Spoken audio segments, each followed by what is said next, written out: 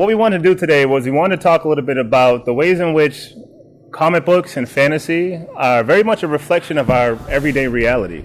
And so we're going to do that by having discourse on how this shows up in the different platforms, but also to kind of share and dig into the mind of Dr. Letamendi with respect to her own profession and how she's been able to look at diversity in different ways in the realm of mental health, but specific to the ways in which reality is fantasy and fantasy is reality. So maybe we can start with a little bit of an introduction. Maybe you can tell us a little bit about your background and your interest in the area. Yeah, so I have a lot of Batman images because I very much relate to kind of the concept of pulling from adversity and difficulty and finding out how you can create and almost design your own identity. And as a psychologist, I feel as though our histories, our adversity, our experiences, positive and negative, really shape who we are. And I struggled a lot. I have a TEDx talk at UCLA where I talked about sort of the concept of masks and how when I went into graduate school, I really felt like I knew what I wanted to do, and I was going to be a psychologist. I was going to heal people. I was going to be in research. I had all these ideas that I felt were like really solid. And then I got to graduate school and realized just how many kind of cultural, social, and like interpersonal barriers there were, and felt as though one thing that I needed to do as a woman of color, as somebody interested in psychology and research, was that in order for me to kind of socially thrive, I needed to be my best, and I needed to fulfill this concept of like what a professional psychologist or graduate student is. And what I felt that wasn't is someone who's reading comic books and going to Comic-Con and cosplaying and all the stuff that I was kind of secretly doing. So I spent many years having this dual identity struggle where I would go to Comic-Con in San Diego, I would dress up as characters, I would cosplay, I was going to panels and even speaking on panels, but I was keeping that life very separate from my graduate school experience, to the point where that kind of detachment, that kind of dual identity created a lot of stress. And then later I really learned that the pressure and the need to kind of hide a part of yourself, part of your identity, whether it's about what you like, who you like, what you're into. If you are not your authentic self, there's a lot of discord and internal stress. And so I was experiencing that and feeling a sense of detachment from my experiences in graduate school. And really as just like involved in my personhood, I just felt like I wasn't integrated. I was just really lost. So I rediscovered myself when I just sort of gave in to integrating my love for pop culture, my love for comic books, and my work in psychology. And it was a very intentional blending or intersecting of, like, maybe my role is not to be in that traditional academic track or the traditional research track. Maybe my role is to take my passion for pop culture and teach and educate and inform based on the power and the symbolism and the narrative from comic books and superheroes. Yeah, and I couldn't agree more. I mean, I think about sort of my journey and how I kind of came into a sense of comfort with comics specifically. I've been surrounded by comics my entire life. My oldest brother is a huge comic person. I mean, so I couldn't get away from it if I wanted to. So it's always been around me, but I began to make more sense of it as well during graduate school in a similar fashion. For example, when I went to graduate school, I came across probably the most Batman memorabilia I've ever seen and attire just on the general student population. And I, for the first time, felt to myself, oh, wow, this seems like something I can be myself in and feel like I can actually be myself here. I was still sort of a little cautious because I didn't know what that looked like as a professional. But it wasn't until I started to gain traction and become more comfortable with myself that I was okay with wearing sort of Batman shirts and representing Batman maybe in my apartment in ways that I wouldn't have otherwise in the past. And so it coming to a sense of stability and comfortability with, yourself, it speaks to confidence in one way or another. Simply because there are a lot of times, even on my journey, where people told me that I wasn't being professional, or this particular area of interest for me, Batman, wasn't professional. It was childlike. But then I began to notice that Harry Potter didn't get the same stigma, or Star Wars didn't get the same stigma, but it was really only comic books in particular. So one of my missions was to try to find a way to set out and challenge that in particular, with respect to myself. And so I definitely vibe with you there and understand that. And so what about in this journey that you went on in order to sort of find this confidence to be yourself? Were there some challenges that you came across? Were there some pitfalls? Were there some barriers that made you think twice even? Yeah, I think, a lot of the pressure I felt was very internal and was self-imposed. Mm-hmm. So there's a concept I think a lot of us know about called imposter syndrome. And I experienced it really heavily in graduate school because I did not see a lot of people who looked like me in positions of power, in positions of leadership, teaching, mentoring, really facilitating diversity. Mm-hmm. And so I think that added to my concern of like, is this really the space for me if I don't see myself in these positions of leadership? And that added to my internal distress around, I better be like at the top of my game, to put it that way. The moment, and this is sort of all, these internal thoughts, the moment that I mess up, the moment that I'm, reading comic books or being immature, going to Comic-Con, the moment someone discovers that, I felt as though it would tear down my ability to succeed. And so a lot of that is very internal, right? That's sort of these concepts, the schema that I was holding on to.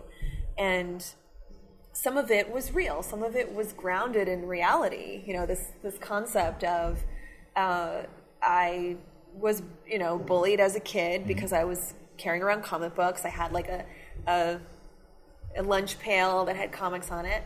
Right now, I think it's a little bit, it's more acceptable. But as, girl, especially reading comic books in the early 90s, this was not, that was not cool. Like, I'm just going to name it. It was just a really bad experience for me. So I think I carried a lot of that sort of self-hatred, a lot of those thoughts of the self with me.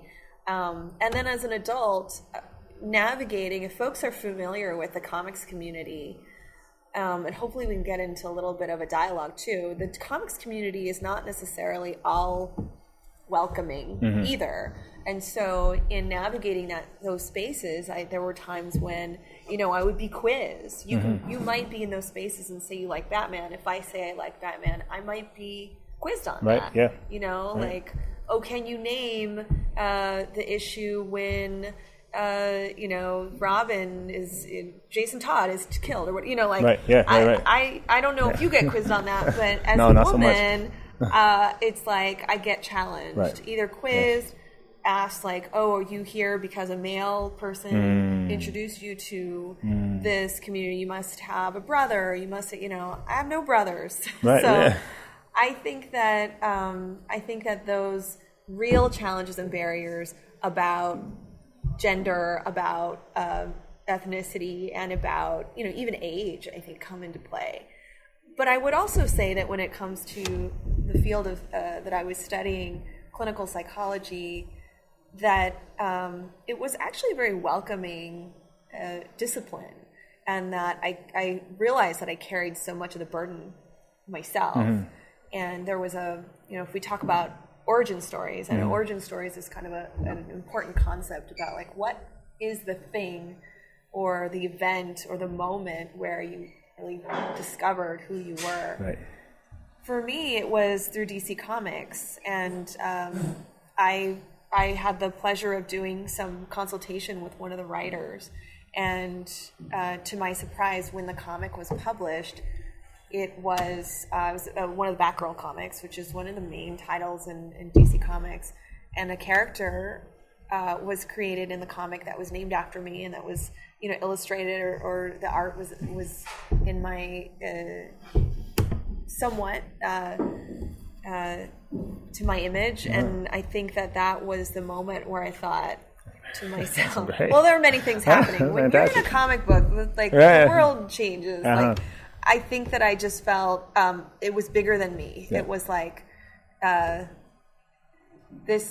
12-year-old self is feeling like this is so cool, but the adult self-actualized person is realizing this is important for us to have this intersection of art, narrative, and science, at kind of the basic level. This is a character who's written into a comic, who's a clinical psychologist, who's a woman of color, who is practicing in a way that's accurate and represents something that's very compassionate and positive and evidence-based. And you have all that in this narrative. If folks are familiar with comics, a lot of times any doctor or psychologist or psychiatrist is a villain. Right. And is not a woman of color. So I think that all of this allowed me to see the bigger picture, which was the importance of maybe a role that I could play in creating dialogue around pop culture and mental health, maybe even lowering stigma, maybe even allowing people to have access to information. If you're reading a comic book and you're 12, 13, 14, up to our ages, you can learn something about the relationship between a psychologist and a superhero. That's right. And I think that's kind of a cool thing. That's and brings into play important messages that I do want the public to know about that I can't do in my day-to-day job. Yeah, no question about it. And I think you hit on a ton of key points there. A couple I want to focus on. You hearken to this idea that comic books can teach you a lot about yourself, right, and about the world. And I know that both of us have TED Talks on a similar topic that kind of delve into that particular environment. I mean, I know in mine I kind of highlight how, for me, comic books did a good job of teaching me concepts like good and evil, for example. And I talk about how I was able to make sense of that through the relationship between Superman and Lex Luthor. And it doesn't just always have to be, the North versus South in the Civil War, or, A versus B, and whatever that situation is. Right? I was able to make sense of it through comic books. How I talk about, how sort of as an introvert, like Batman, and sort of metaphorically, his head, the way he dances, and quite literally, the way he dances between two personalities as Bruce Wayne and Batman, and how they're two very different characters, told me that it was okay to actually delve into that type of mindset as well, specifically for me as a professional, where my introverted self isn't always in alignment with my professional self. And that's not to say that it's disingenuous, but it's to say that, I tap into a piece of me that I otherwise wouldn't. For example, knowing that I am, my time I'm up right now, I'm on call, if you will, to kind of perform and show out. So I value that. I wanted to double back on your message about being a girl who's interested in this and being a woman who's interested in comics and some of the barriers. Is there an intersection of race in your estimation that sort of maybe challenges that notion a little bit more for certain women versus others? And maybe your take on that?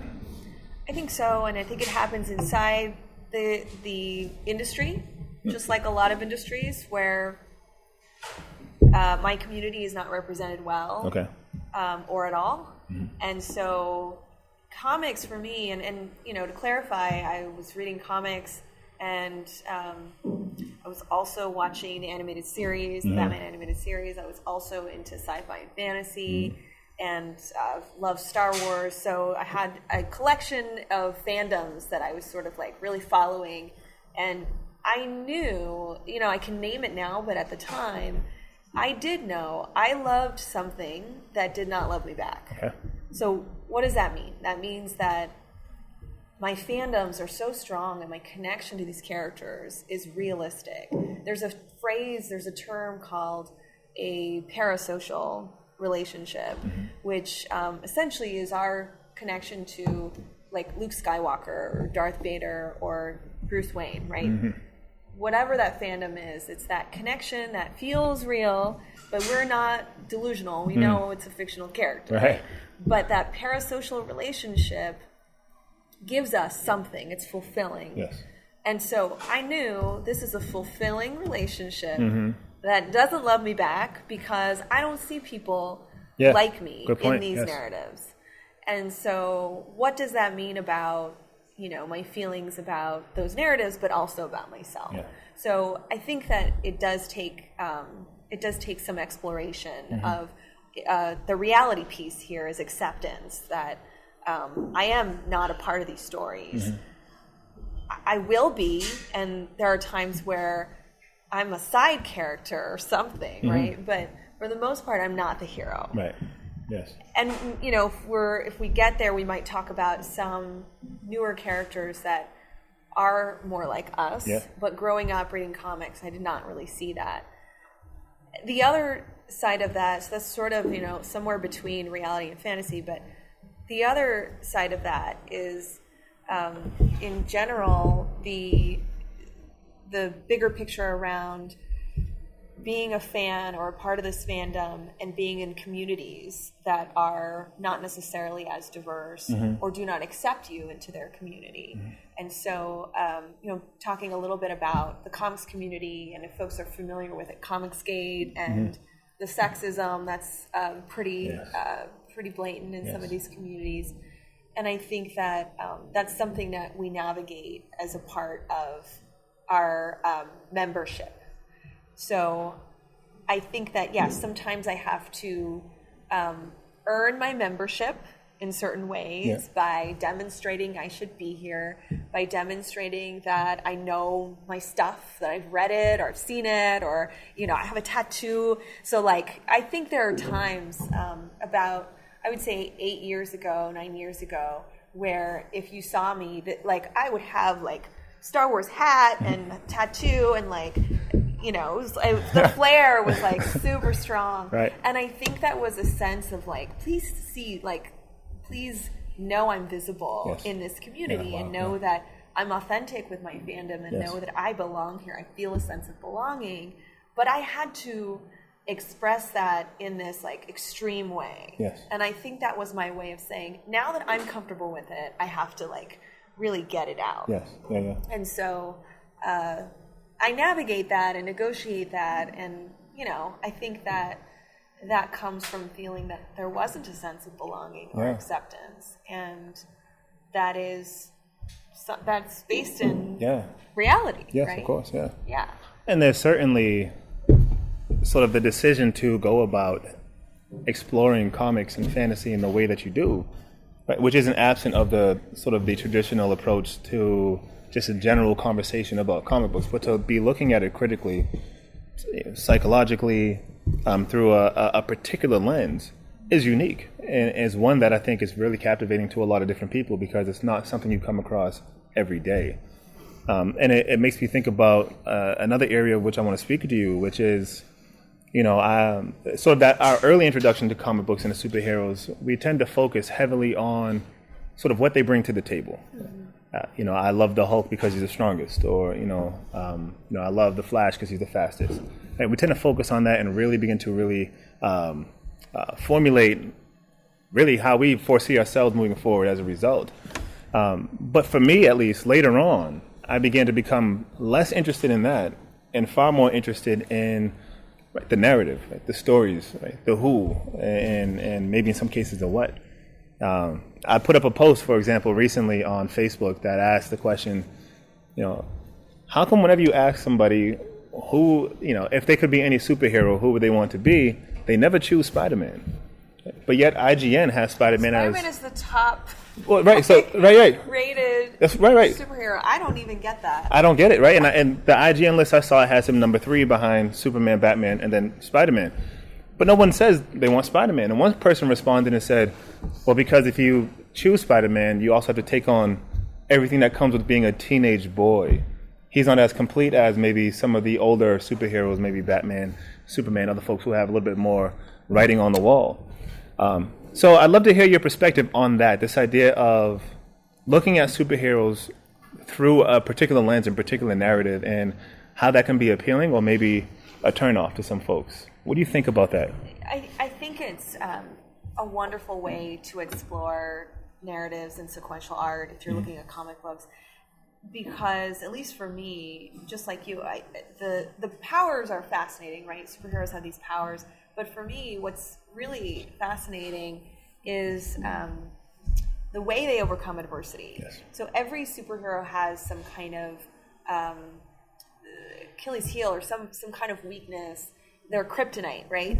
And so I think that what's fascinating is understanding how they overcome their weakness, and how, as you get to know them beyond one film, right, beyond just that one superficial introduction, as you get to know these characters, they give you so much depth, and you get to know the really their history and the way that adversity has shaped their identity.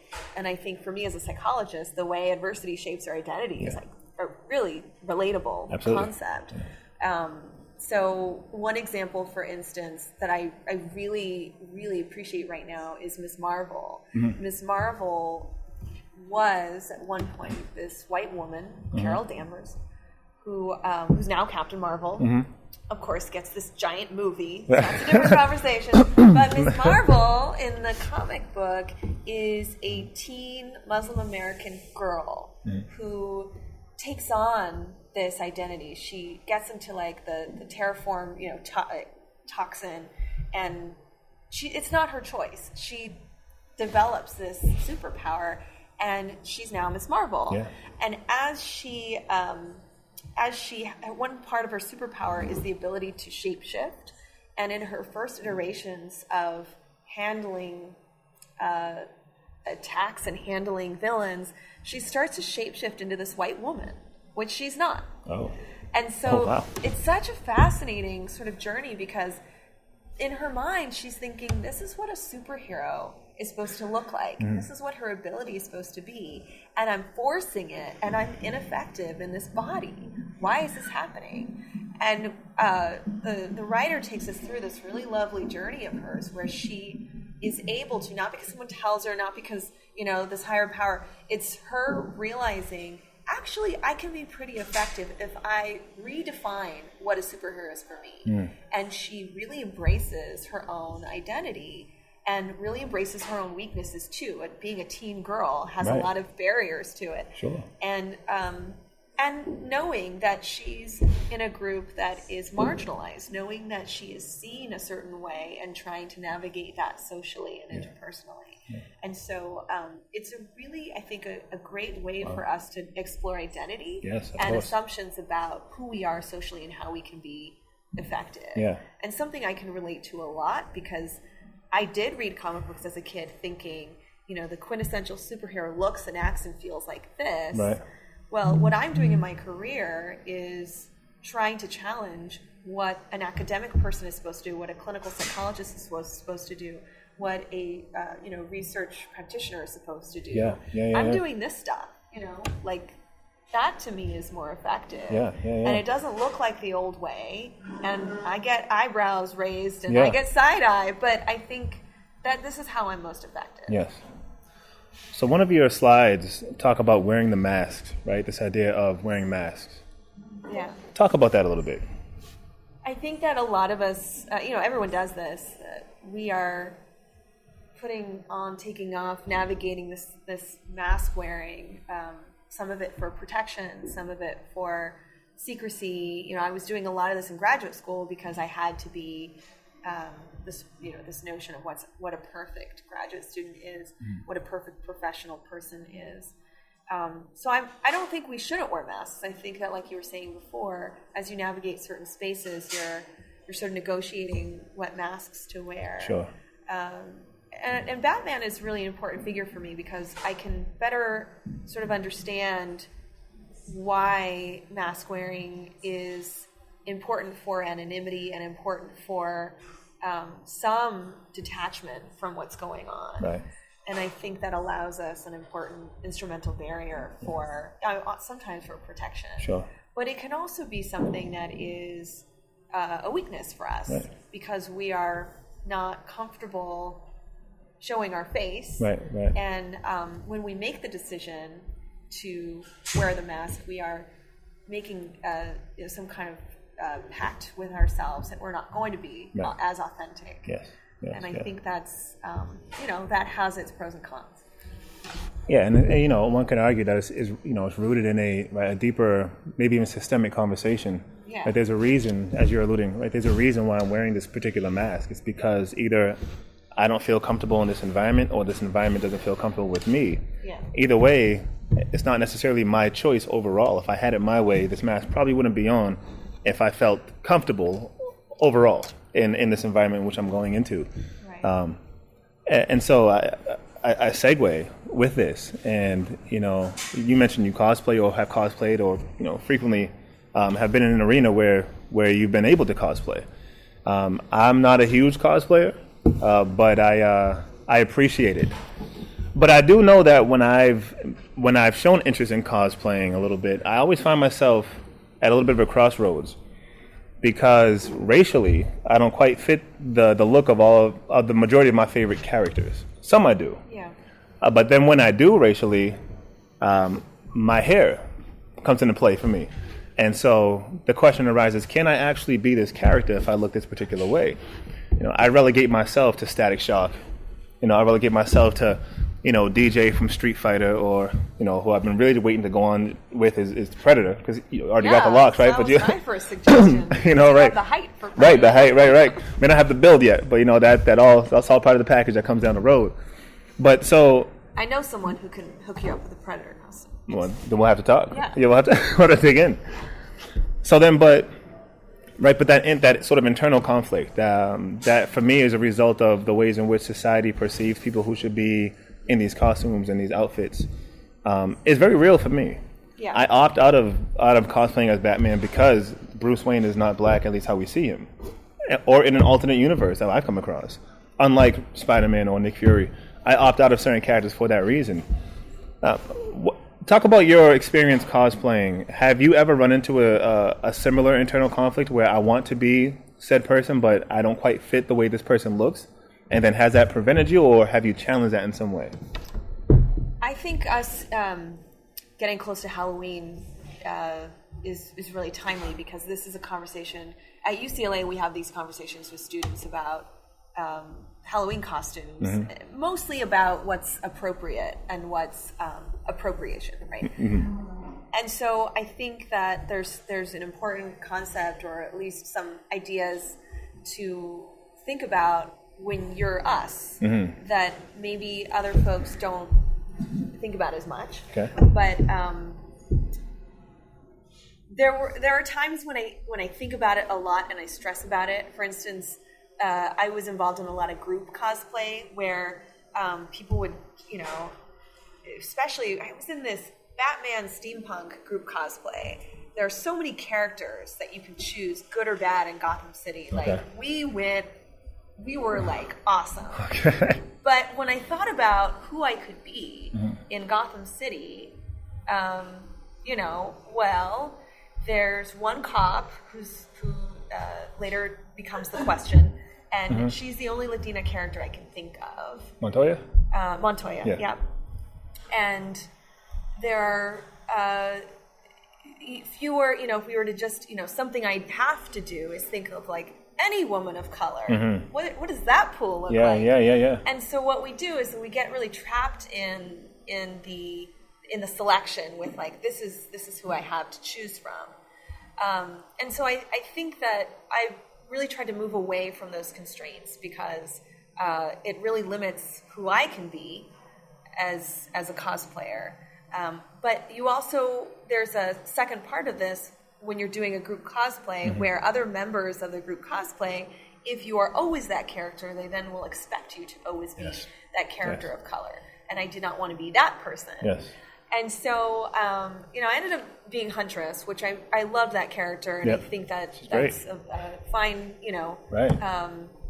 match for me. And my costume was badass. So I had the best costume. But having said that, in general, when you're looking at characters, I look for characters that I feel empowered by. What is it? Cosplay shouldn't be about race or ethnicity. Cosplay is about how am I taking on those characteristics and feeling, those qualities and abilities that I have somewhere inside me that are amplified and enjoyed and socially accepted because I'm in this costume. Yes. So as Huntress, I could be a little bit rougher than I usually am. Right. As a psychologist, I can't be certain things. As a woman, I can't be certain things. As a woman of color, I can't be certain things. When I'm cosplaying, now I can be certain things when it comes to characteristics. Now, there are still some limitations. Sure. And one example, a couple years ago, I had a Harley Quinn costume, and I reached out to my friends and said, what do I do? Do I do white makeup? Mm-hmm. Do I do no makeup? Do I, what am I doing with this makeup? Yeah, because, right. Can you imagine, Sure. this is what I'm navigating. And I think that if I were a white person, I would just wear the clown makeup and it wouldn't be a thing. Right. But because I did, I sort of struggled with what is the right thing to do here? And somebody had said to me, do not do it. Do not put on, that character is white. So do not, just be you as Harley Quinn. And another person said, that is clown makeup. You would be putting on clown makeup, which happens to be Snow White and all sorts of other, it's not just the clown makeup, it's all other things. So go for it. And I honestly, I did something sort of in between. It was a little bit lighter powder than I normally do, but I don't even know how that's helpful in this conversation. No. Other than if it's, I had to really kind of think about what I'm doing with this character. Sure. And I think if I were to return to the idea that I don't have a lot of characters to choose from in any way, so these are the sort of the compromises. Yeah. And the things that we think about. Yeah. So it matters in a sense, what you're saying. It sounds like similarly, you've at least at one point in time come across this crossroad of do I fit the mold of these characters or to even be this character, and that internal struggle is real. I mean, you mentioned comic books and fantasy shouldn't be about race and ethnicity, but then why? But why is it though? Yeah. Why do I still feel this way? If that right? If I believe that fantasy is a place where I can go to get away from reality, to be honest with you. Where I shouldn't have to think about race in a particular way or gender or sexuality. We have there's aliens floating around. There's I forget the star-shaped guy in Superman's world, but you got to kill a crowd. You got a bunch of just non-human, right, individuals, maybe humanoid, but they're not human, and there's no flack there. But there's always that still that piece of race that's very prevalent. Well, we saw that in Suicide Squad where Killer Croc was a caricature. Yes. Right? Yes. It was almost a forced notion of race that we didn't need to have. Right, yeah. Yeah. Suicide Squad is a whole that other movie, right, that movie, right? I was about to say that. That movie's a different topic. Yeah. So I first came across you, Andrea, on the DVD Necessary Evil. Remember this? Yeah, I do. This is a while back now. Great DVD, one of my favorites. And in there, really got a sense of the ways in which your work, your practice, your expertise shines. Specifically when you were analyzing Big Bad Harvey. And you were talking about that particular episode when Harvey Dent sort of becomes Two-Face. And you highlighted that particular portion when the lightning strikes and you kind of see the side of his face. And this is in the animated series, Batman animated series. I love that. I love that particular piece. And I've heard you mention that in a couple different platforms or alluding to it. Can you talk a little bit about the ways in which your profession, your expertise is able to really shine in these conversations? How are you able to actually highlight maybe some mental health concerns or just the topic of mental health or psychology in comic books and fantasy? It's interesting that you bring up that particular character because following that documentary, I started the Arkham Sessions podcast, which is about the psychology of Batman. And what I had realized from the documentary is that all of the examples I was giving when asked about certain villains in DC Comics were from Batman the Animated Series. And so I sort of transformed that idea into this podcast. And the Arkham Sessions is really unpacking the psychology of Batman and better understanding how those characters who, for a cartoon in the early 90s, pretty incredible when it comes to depth and darkness and all sorts of topics that would never happen in today's animated shows. Sure. Things from sexual assault to identity disorders, to trauma, to violence, things that we wouldn't necessarily see, or you might see, but you wouldn't see the aftermath and the way that it's handled with characters. So it spends a lot of time in these dark topics. And what I did was my co-host and I created this podcast where we would talk at length about psychological science of these characters. And that was my ability to get the knowledge that we have in our discipline out into the public. Some disciplines are like this, but psychology especially is pretty withholding, I think, when it comes to what we know, what's effective, what is evidence-based. And I think that as a field, we need to work a little bit harder on getting that information to the public, because ultimately we do want people to heal and we do want people to overcome adversity, but we have it's an interesting sort of struggle. So I felt as though this was one way that I could get that information to the public. It's wrapped in this narrative, it's wrapped in pop culture, but I'm passionate about those things. So for me, it's like a lot easier and a lot more fun to do that. And then taking that notion and then maybe going to Comic-Con or going to universities and colleges, going to other events and using those platforms to talk about psychology and comics really allows me to, give the public access to this information. And access is really important because people, although we're getting more knowledgeable about mental health treatment, access to mental health treatment is still filled with barriers and really challenging for us. So I think that the more we know about treatment and access to treatment, the more people will be willing to be involved in this dialogue and perhaps maybe willing to go out and seek services. Yes, no question about it. I think that's fantastic and remarkable, and also incredibly challenging, at least for folks who are not in that particular field, to find ways to integrate the two, right? And see the intersectionality for what it is and really highlight it. And I think the Batman universe does the best job at incorporating mental health and some of these conversations into their universe, whether it's narcissism or sort of the hero complex and a variation of many others that we can even talk about with respect to Arkham and some of the villains that tend to frequent. So I think that's extremely incredible. Thank you. I'm interested in your take on sort of and I don't know how versed you are in with the X-Men and how often you sort of sit in that particular world. But that conversation for me is one of the best ones, which essentially is talking about race, at least in the 1960s America, but of course it transcends into today when we really look at it. And the ways in which Stan Lee and his fellow artists were able to have a conversation without having it. We know, at least in my experience doing racial and diversity work, that race is one of the more difficult topics to talk about. And in my experience, it's the one topic that people will opt out of if they have the opportunity to. And so the ability for these authors and these writers to highlight this conversation by sort of offering the black folks to be mutants and then the white folks to be humans and then really everything else that comes around it, I thought was incredible. Have you seen, so first off, if you are versed in X-Men and understand that particular piece of the conversation, what's your take on that? And then have you seen that type of conversation, really that philosophical approach to some of these bigger issues, play out in other areas of fantasy and comics and sci-fi?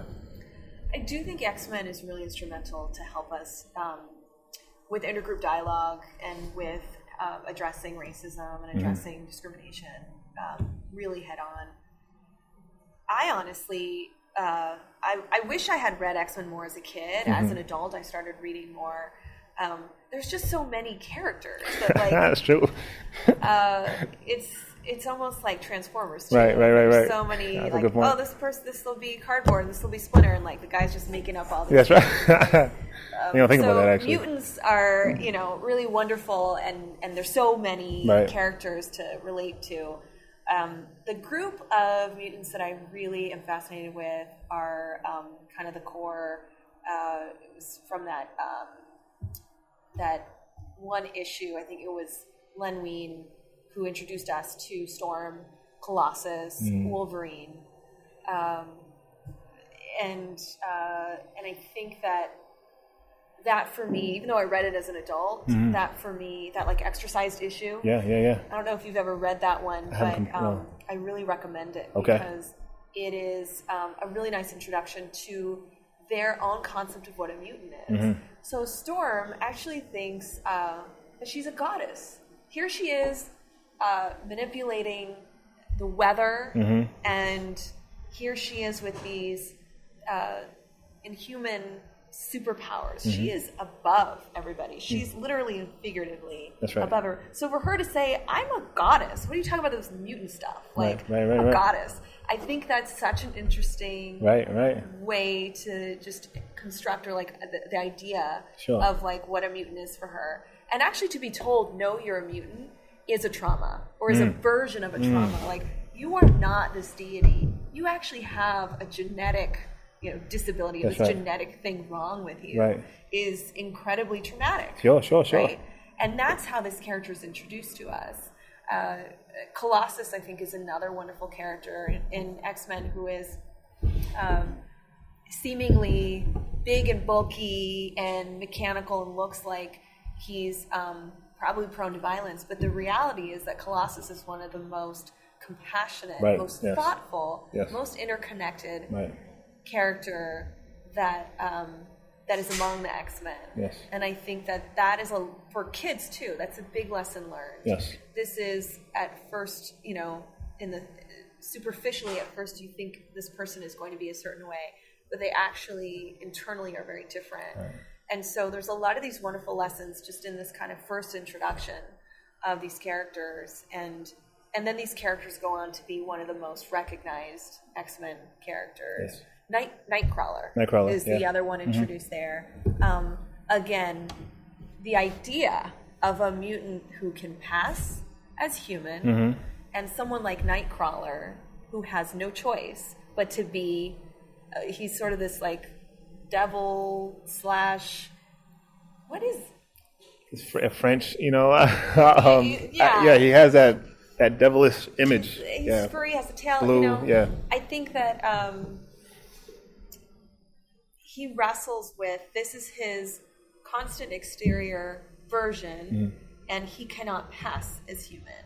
And so what is it like to navigate that versus Mystique, who can pass as just about anything she wants? That's right. She gets to choose what she can look like. The power of passing, but also the power of shape-shifting is like an interesting concept there.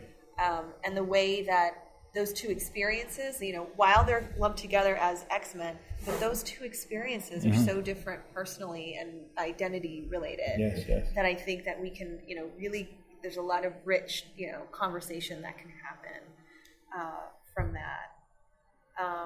So I think to answer your question in a way, I do think that those characters are really important for us in the in our fandom. Like, these characters do things for us that, even though as much as I love Batman, those characters simply do not have that social justice piece to them in this way. And I think that these characters really bring us that rich dialogue.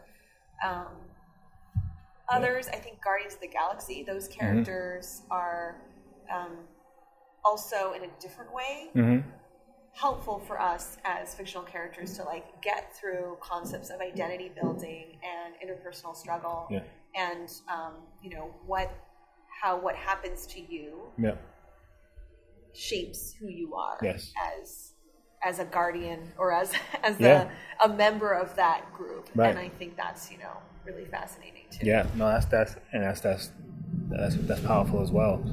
So let's actually zoom out on that particular topic. We talk about the characters and how they battle with some of these decisions, right? But you talk about calling it what it is. Let's talk about the writers who decided to give these particular characters a look and a set of powers.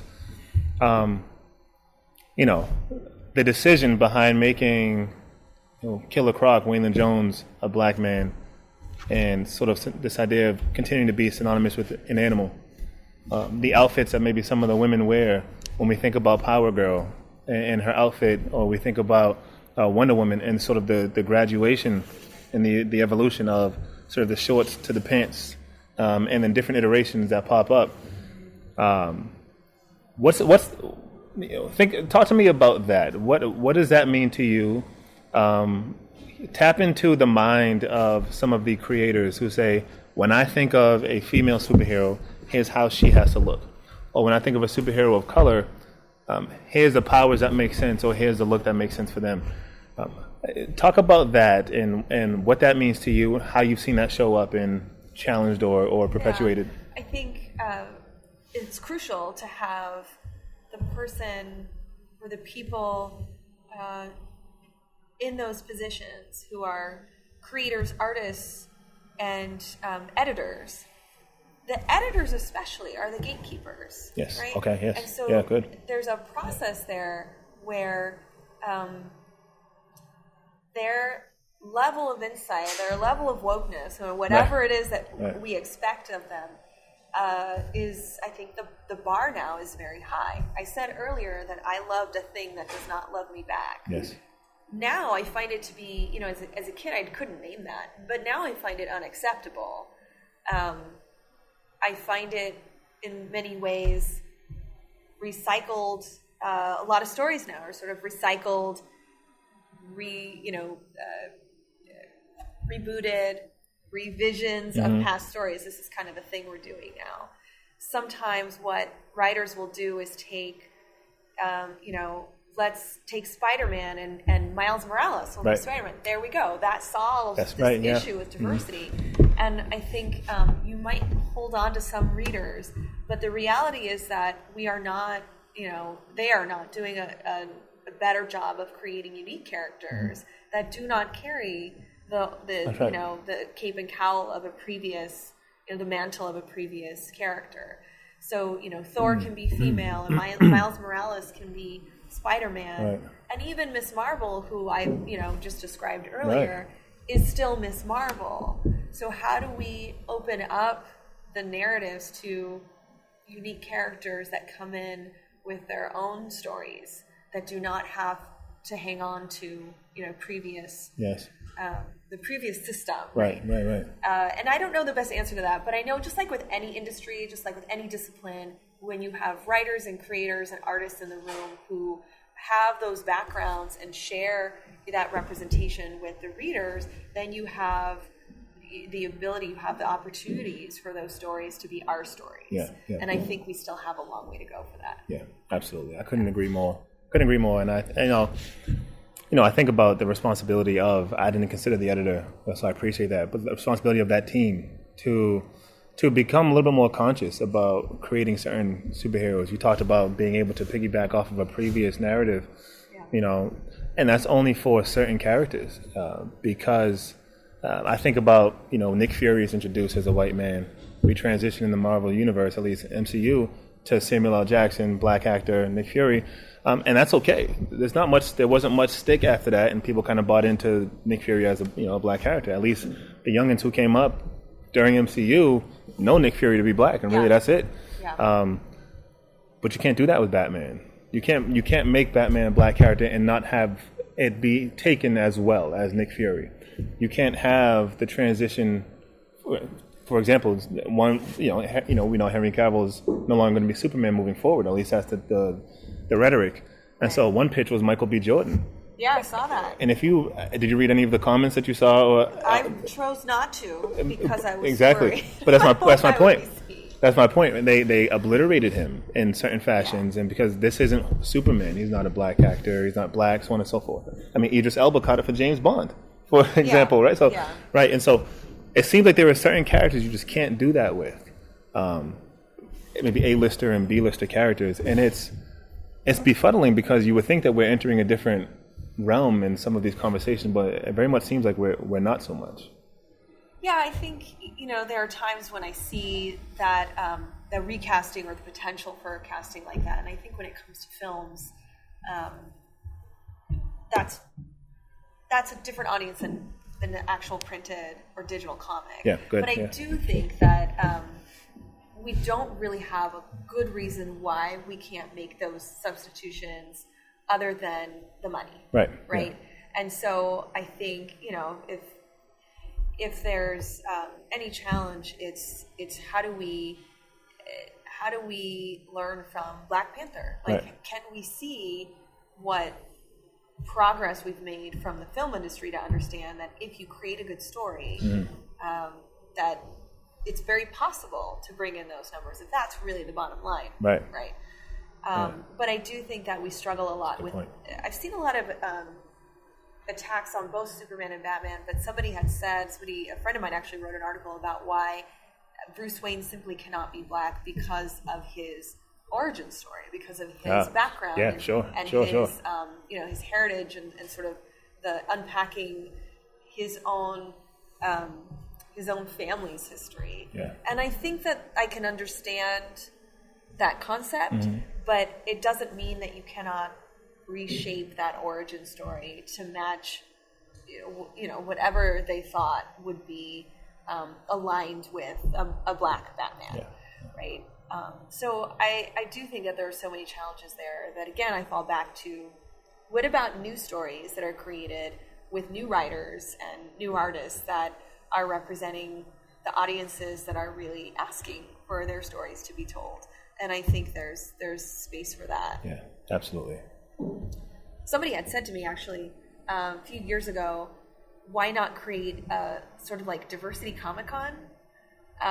So the concept of they said, it's so hard for us to have panels about diversity at Comic-Con, and they tend to be just like the one or two, and we know who's going to attend those. Yes, of course. There is Geek Girl Con, so why not create this multicultural con, or POC Con or something? I can't remember what they called it. And I got so worried about the concept of having this separate event that, yes, would celebrate the narratives that are important to us and would bring to light and would include so much dialogue. But the moment I thought if that were on the table, we would be pushed out of Comic-Con. We would no longer have space at Comic-Con because we have this other thing. Right. And that made me very nervous about our long-standing struggle and our role in establishing ground at Comic-Con and having dialogue at Comic-Con and continuing to expand those spaces. Because if we're not doing that, we don't get those bigger audiences to understand these needs and understand the importance of these stories. Yes, absolutely. I couldn't agree more with that. And that would be interesting, though, sort of that diversity-specific Comic-Con. Would you go to? Absolutely. Are you kidding me? Yeah. I'd be there quick. Looking to present and challenge some of these notions that we're talking about, really. If we did have a diversity conference, and the people, the bulk of people who would attend Comic-Con proper, if you will, would probably attend this diversity conference, and then the people who we want in this diversity conference will stay at, if you will, Comic-Con proper. And that's a common theme at general conferences even. We shared recently, and I mentioned to you, the one thing I say all the time is if I put on a diversity training for the institution, I could sign people in before they show up, because I know who's gonna come, because it's generally the same people, right? And so I'd be interested to hear your thoughts on that, Andrea. And is there can you mitigate that both and? Well, I can talk about my personal experience with Geek Girl Con, which was essentially this concept, right? Women at Comic-Con, honestly, women at Comic-Con feeling like their own products, so creators and artists saying our products don't have the spotlight, the visibility, the big stages, like we're sort of put in these smaller spaces. And there's a lot of attendees at Comic-Con who are women. And so the Jen Stoller, who's one of the founders of Geek Girl Con, decided let's create a conference, a Comic-Con, where we are giving those big stages and those big panels to women. And it's not, it is clearly an event that would utilize the same the infrastructure and processes as Comic-Con, but it would be championing our work. Yes. And so I got behind that immediately. I went to the first year. I think I went through the whole, I think it was a 2 or 3 day convention. It was up in Seattle, and it was fantastic. I made connections. I was on one of the panels. We talked about cosplay and gender. It was fantastic. But then here's what happened. I stopped going because I don't have the resources to go to Geek Girl Con and Comic-Con and WonderCon and New York Comic-Con. So the one event that I stopped going to, the first thing to drop from my agenda was Geek Girl Con. Okay. And, you know, this is the first time I'm sort of unpacking that because it's just, I always thought of it as like, oh, I just can't get up there to that convention anymore. But I wonder if it is about knowledge that more resources and more visibility happens at Comic-Con. So I should be on a panel, and I will be on a panel at Comic-Con, but I'm not sure if I have the same reach at Geek Girl Con. Got it, yeah. And I tend to feel this, I almost feel the same way if there were a, you know, multicultural POC con or something. I think I would start to feel the same approach of like, I better get my voice out and it better be at Comic-Con so that I know the people there who maybe didn't plan to hear me speak will hear my voice and what I have to say. And more importantly, which is really challenging for us, is like, once I'm no longer on those panels at Comic-Con because I'm doing other things, then the majority speakers, you know, the white straight males will continue to have the microphones. And I really, you know, I think that we need to represent at Comic-Con too. Sure. So there's that sense of like, my due diligence is to be there because I know I have a platform and I know I'll be asked to be in a panel. So I can't let that go. The other analogy I can make is that at Comic-Con there was, I think it was 2009 or 2010, there was a panel called Geek Girls Exist. And it was the very first, you know, like, very first panel to spotlight female creators in these fandoms, in these communities, and also to acknowledge that many of the fans and attendees at Comic-Con are women. We're the ones paying money for this. We're the ones who are buying these products. We're the ones who are backing these projects. And so that panel was so full that they wouldn't let people in.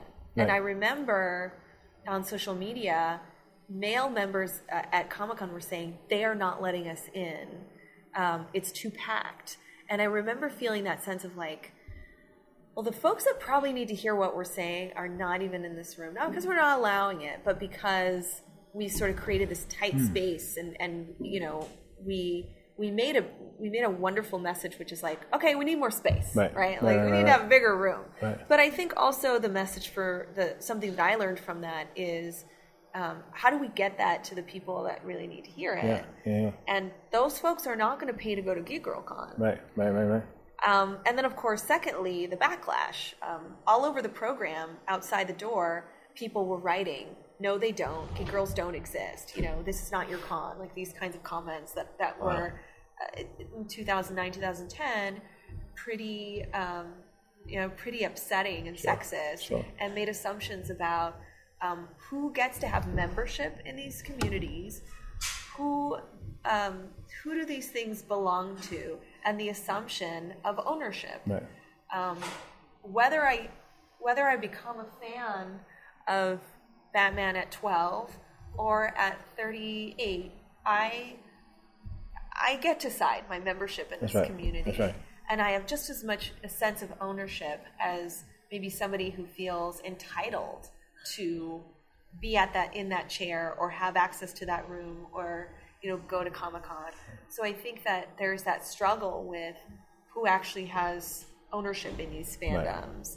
And it's really heated. You know, that concept is really heated. Yeah, no, I couldn't agree more. You know, and you touched on something earlier that I think made me think of a couple different things. This idea of, I feel like, you know, I wonder if I'd get the same, you know, have the same influence or the same audience or the same resources at Geek Girl as I would in Comic-Con or other areas. And I think about how that's even a conversation in higher ed. You know, one's decision to choose an institution over another sometimes has almost everything to do with the prestige of that institution or the resource of that institution. A lot of times, people of color, specifically black folks, battle that when choosing between a historically black college or university or a predominantly white institution. And I can go to a HBCU and have a similar conversation, but will it be received the same way as it would be at a PWI? And an episode of Dear White People on Netflix, I don't know if you've seen the show or not. Yeah. But a woman, they brought a speaker. She's pretty controversial, very conservative, but she's a black woman. She actually plays the main character in the movie version. She comes back and she confronts the character on the TV show who plays Sam, and essentially says to the character on the TV show, Sam, the conservative woman says, you're essentially, I'm paraphrasing, but you're loved and regarded here because you're saying stuff that impacts people here that would never impact somebody at a HBCU because they're already there, essentially, and beyond it. So this is where you find your niche because it works for you. And so not that that's what you were saying, but that internal battle of decision to go here versus here, I think about how that shows up in many different ways and areas, and I appreciate that vulnerability because that's very real. My contact information has been in rotation here. Would you mind shouting it out for the sake of it? Yeah. The best way to interact is Twitter. That's where I'll likely reply. And that's at Arkham Asylum Doc. And Instagram is where I'll post, but I may not reply. So that's same, Arkham Asylum Doc. And then my website is underthemaskonline.com, and that's where I've posted articles and the podcast that I do. I actually co-host 2 podcasts. One is about the psychology of Batman. It's called the Arkham Sessions. The other one is called Lattes with Leia, and it's me and another woman who loves Star Wars. It's sort of our entry into the Star Wars kind of like podcast community, because there's lots of podcasts about Star Wars, but I think our platform is a little different. We're not doing news, we're not doing updates, we're not talking about the controversy of the day. We're really just sort of like 2 women who are in this fandom, who love it, and just want to talk about what's on our minds about Star Wars. That's great. So it's called Lattes with Leia. Okay, fantastic. So that's how you can catch Andrea. Andrea also has a TEDx talk, Capes, Cows, and Courage. And then there's more, right? Yeah. I can't remember the rest. But Capes, Cows, and Courage, you can find Andrea's TEDx talk on YouTube. And also my TEDx is on there under the page, a philosophical look at the dark side of comics. Well, so I appreciate you all being here, and thank you, Andrea, so much for coming out and joining us and leading this sort of discussion. It was very insightful. Thanks for having me.